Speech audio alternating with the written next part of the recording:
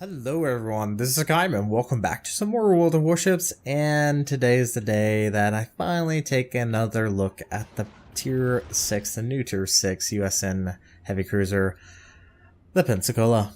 Yeah, I never really expected to be back here, but here I am taking a look at the Pensacola. So the Pensacola has obviously been dropped from Tier 7 down to Tier 6, and I kind of want to say that it's actually in a good place. First, let's actually take a look at the teams, kind of see what we're up against. We are playing on the fault line. We have 2 Colorados, Gneisenau, Arizona, Iron Duke, Indianapolis, York, 2 Pensacola's, Omaha, Kirov, and a Motsuki.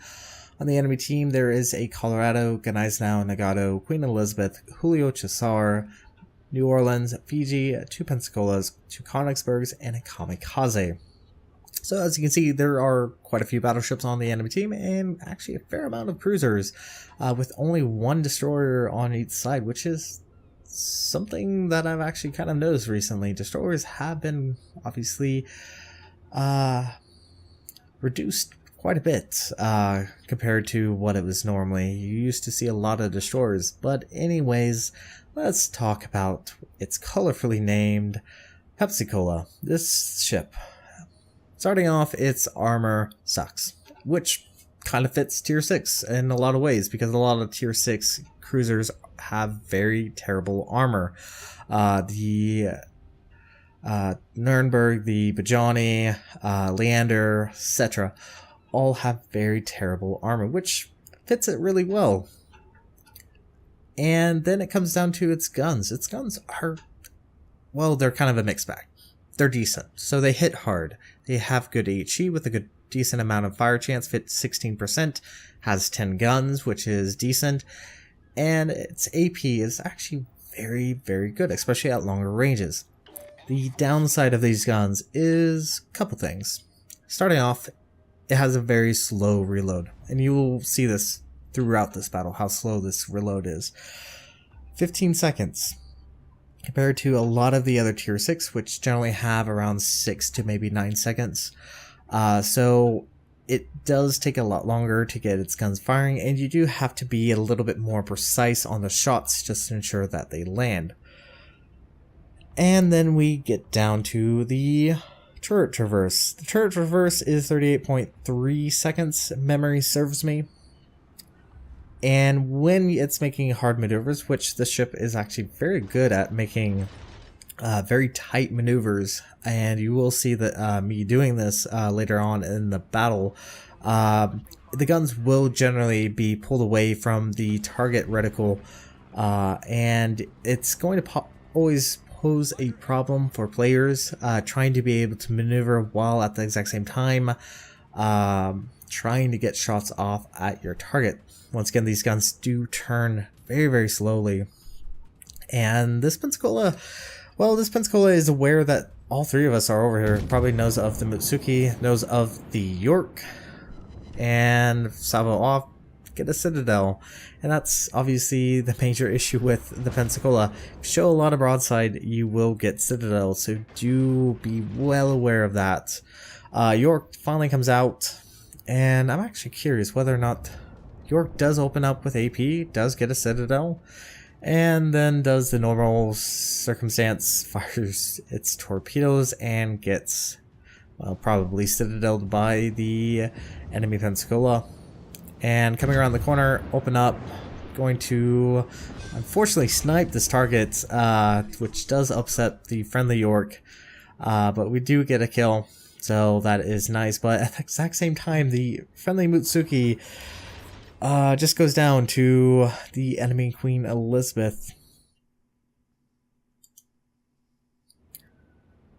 And that is seriously going to pose a problem for us, because that was our only DD, and the enemy team's DD is going to do good work for them.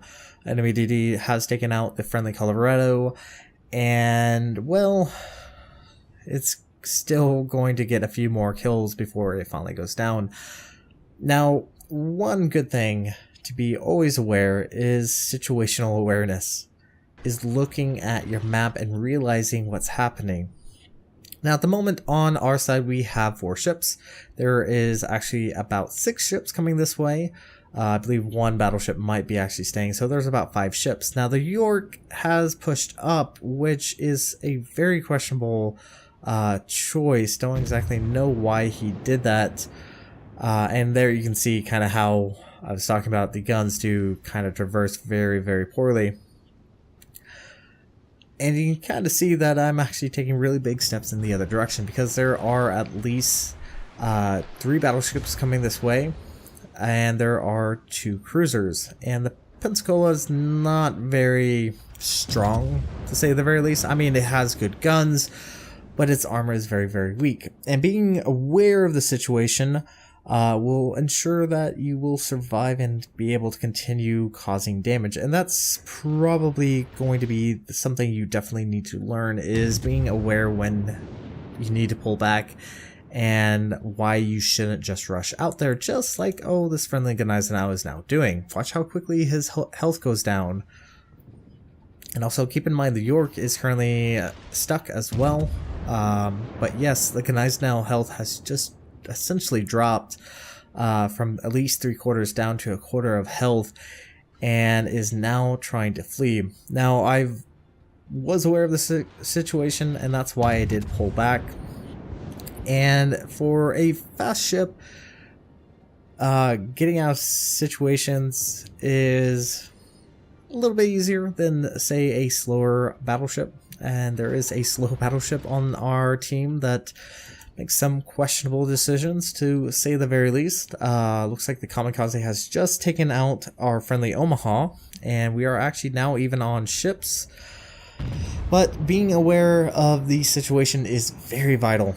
And I'm going to touch on this a little bit later, so keep in mind. Now, at the moment, I am once again pulling away. I'm using the islands for my benefit, for basically preventing having multiple ships being able to fire at me. That's something you do have to be well aware. Now, this friendly York is unfortunately facing off against 4 ships right now. He does get torpedoes away, which does mean the demise of that Julio Cesar. But unfortunately, he is going to go down just to the focus fire of the enemy team. So things could be a little bit better, and I would highly recommend, when playing the Pensacola, you kind of want to play it a little bit more carefully. It's a good long-range sniper. That's how I've always kind of considered it. And we've just lost our Gneisenau. It's really good at long range. Its dispersion is fairly decent. Its reload rate sucks, but its dispersion is decent, and it has a good fire chance and good AP. And keep in mind that AP, as we will be seeing it later on. So once again, pulling away, and speaking about situation awareness and keeping an eye on the map, we have an Iron Duke that is starting to push in towards against 4 ships. Granted, only 3 of them can actually open up. And being aware of this is probably going to keep you alive for a lot longer. We do get a fire or 2 on the enemy Colorado, and he unfortunately does use his damage control, which does leave him susceptible to any additional fires.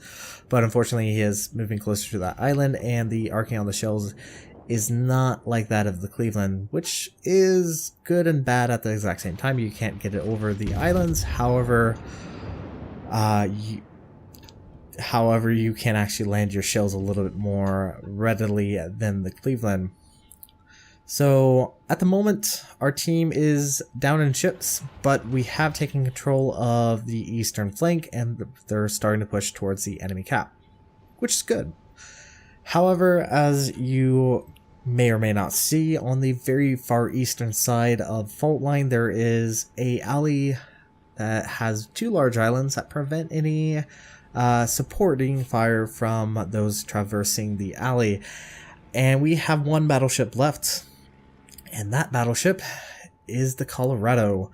And the Colorado, as many people are very well aware, is not a particularly fast ship, and it has opted the choice of traversing that alley and not being able to support your friendly cruisers. And a lot of those cruisers are going to be very susceptible to enemy battleship.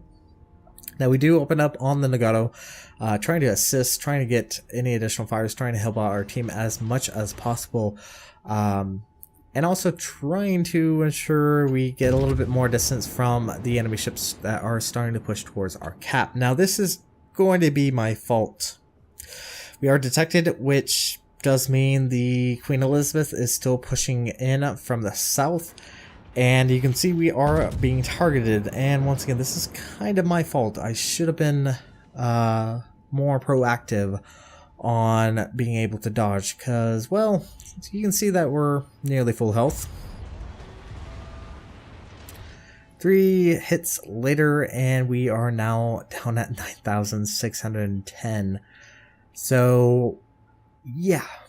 This has dramatically changed the possibility of really being more proactive, have to play a little bit more passively, and that's kind of the life of the cruiser. Taking a very large amount of damage does mean you do have to be a little bit more reserved as far as taking risk. And honestly, I think had I dodged a little bit better, I probably would have been fine. Maybe altered my course instead of sailing in a straight line. That was entirely my fault. I fully agree there.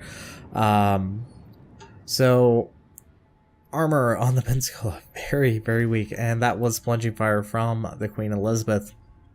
And do have to be careful about that. So at the moment, things aren't looking so hot. We have just lost our Indianapolis to the enemy Nagato. The enemy team has reacted accordingly, pulling back to the base and continuing also continuing their way to our base as well. So they did react accordingly, and well, we finally have a Colorado starting to come out. Once again, the Colorado is not the fastest ship, and that's why being aware of your situation, being aware of the battle, will mean you will do a better job in the Colorado, because Colorado is actually a good battleship. It's just really, really slow. It does hit very, very hard, and as you can see, the enemy Königsberg and Queen Elizabeth are once again firing at us, and we're just gonna try to be as nimble as possible, which the Pensacola is actually fairly nimble. And surprisingly, we actually get a ricochet from that Queen Elizabeth, which is actually relatively nice. Now I did switch over to AP, and turret reverse is definitely my major complaint on the ship. Yes, the reload is terrible too, but trying to be able to dodge is annoying. Now this Königsberg actually does a really good job as far as being somewhat difficult to hit, and the Pensacola at long range can land, well, can land its hits, and it can land it hard. Here we go, got a Citadel on that Königsberg, did knock out his torpedo tubes, which obviously is something he definitely does not want, and he does angle up a little bit more. And this is actually interesting, still was able to fire at that Königsberg, but we were not being detected, which I have noticed a few times. Detection as of late has been kind of finicky, especially with the whole popping in issue I've had complained about. Still kind of finicky there, gentlemen. But anyways, fortunately we have just lost our Pensacola to the enemy Fiji. He did actually get really good hits on the Fiji, but he was showing a lot of broadside to that Fiji, and the Fiji was just able to citadel him to death. Had he been a little bit more angled, he probably would have been fine, even though the Pensacola is a very thinly armored ship. Especially showing your bow to the enemy cruisers, more likely to get ricochets and prevent from being actually damaged quite heavily. But unfortunately, there's just 2 of us left, and things aren't looking so hot at the moment. And this Colorado is essentially full health, which is unfortunate. Now the Königsberg decides to cap, and then he makes a relatively interesting decision. He slows down, he's opening up on the friendly Colorado, and I can't quite believe he's actually doing what I think he's doing. He's sitting broadside to both the Pensacola and a Colorado. I would be more afraid of the Colorado, honestly, but then he starts to reverse, and you can also kind of see there the turret reverse is quite annoying at times. But yeah, just don't know why this guy is starting to reverse in our cap. Not the best of decisions, but even at this range, well, we still can get a Citadel. Does leave him low on health, but unfortunately for us, the enemy Colorado has come out, and one nice maneuver to prevent from taking damage is slowing up and turning in. And the Pensacola, granted that was a lot of RNG right there, preventing us from actually being hit, can do that really well. You can definitely use your rudder shift quite dramatically. It does allow you to avoid shots, but unfortunately we're just now too close to this Colorado that probably even just one lonely shell will easily take us out. But did you see there, we actually fired AP against that Colorado and we did around 6,000 points of damage. But at last, it is not meant to be. We finally go down to the enemy Colorado, but do keep in mind AP is actually fairly decent even against broadside battleships, so do use that to your advantage.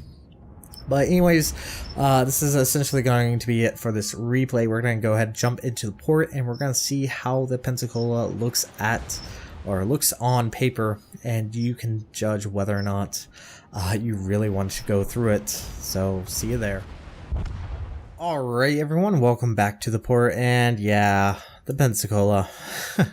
But I do think it is in its proper place now. It really does fit the other tier 6. Let's go ahead and take a look at the stats. Starting off, survivability 32,700, which is not bad. It's kind of middle of the road. Armor layout is very, very thin, and one thing to definitely keep in mind, it's Citadel.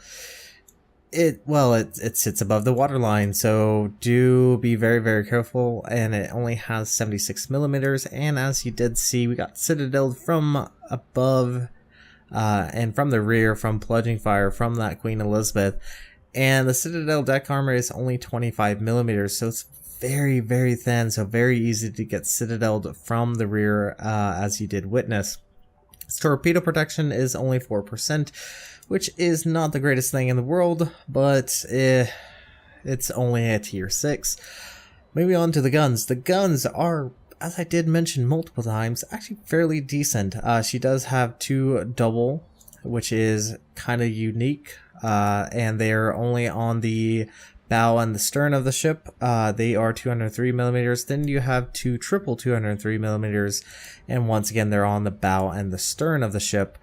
The major issue with these guns is they take a very long time to reload, 15 seconds, and they will generally pull away from your target marker when you're trying to make a hard maneuver, so always be very aware of that. The dispersion on the shells are decent. They do have also a arcing shell to it, but you can still land hits on targets far away. They're not as bad as the Cleveland's guns used to be. The HE damage is 2,800 with a 16% fire chance, and then as far as AP is 4,600, and the range on the guns is not incredible, 15.7, but once again it is a tier 6. But you do have to be careful because your detect is not that far off. You do have around 3.6 kilometers buffer, and being close to enemy battleships, granted you're only going to be facing tier 8s, still can hurt quite a bit. The only benefit is you might be overpinned more often than not, but still very susceptible to being citadeled. The Pensacola only has 8 single 127mm secondary guns. You will not be seeing these firing off very often. They do have a 4.7 kilometer range, and they take 4.5 seconds to reload. Moving on to AA guns. Decent. Once again, it's a USN cruiser. Definitely a lot better than the Omaha. She does have 17 single 20mm with a average damage of 67 with a 2 kilometer range. Then you have 6 quadruple 40mm. These are gonna be definitely the meat of your AA guns. 105 average damage with a 3.5 kilometer range, and then 8 single 127mm. Average damage is 64 with a 4.2 kilometer range. One nice thing about the Pensacola is she does have defensive AA, and if you do buff her AA with the AFT skill on your captain, it can increase the range and help your team out quite considerably. Moving on to maneuverability. decently speed, 32 knots normally. Do have the speed flag on the ship, 34.1 knots, so fairly quick. Nice thing is going to be your turning circle radius is 620 meters, which does mean you can make those turns a little bit tighter, which can improve your survivability by being able to dodge shots, so very, very beneficial there. Rudder shift time is also decent, 5.6 seconds, so she's very nimble in the water, and you can use that to your advantage at times. Concealment, nothing too terribly impressive, 12.1 kilometers by sea, 6.9 by air, and while firing in smoke is 8.4. So you only have a 3.6 kilometer buffer between being detected and being able to open up. So do use that to your advantage whenever possible. Moving on to the upgrades, there are only two. Highly recommend going for the range upgrade first and then getting the whole upgrade second. Obviously the benefit is obviously going to be increasing the range, being able to shoot targets further away, increasing your survivability by being a little bit harder to hit, and this obviously is going to increase your health, your AA guns, and then your rudder shift time. Consumables, she like very similarly. At tier 7, she only has a catapult fighter, but she also has a choice of either hydroacoustics or defensive AA. Honestly, go with defensive AA, even though CVs are not the most common of place. Not having it is going to spell disaster for yourself and not being able to help your teammates. As far as upgrades, very similar build. I do notice her engines tend to get knocked out, so I did opt for the propulsion modification 1, just to prevent the engines from going out. And then I have gone for steering gears mod 2, just to make her rudder shift time that much quicker and make her that much more nimble. Moving on to the captain, I would honestly say if you're planning on keeping the Pepsicola, don't know exactly why you will, but maybe you really have enjoyed it and you think it's actually a decent ship and you're completely negating anything I've said, that's fine, go for it. I would probably build her very similar to the Des Moines in a lot of ways. She's very, well, not very similar, but she'll handle pretty similar to a lot of the heavy cruisers, so you want to build her very, very similarly. Priority target is very, very beneficial. You could opt for incoming fire alert. I have seen this a few times. Never really messed around with it. So that's an option you can go with. Highly recommend getting expert marksman. Your guns turn incredibly slow. That not having this is just going to make you feel terrible. And then adrenaline rush, superintendent, concealment expert are normally the best way. You could opt for superintendent.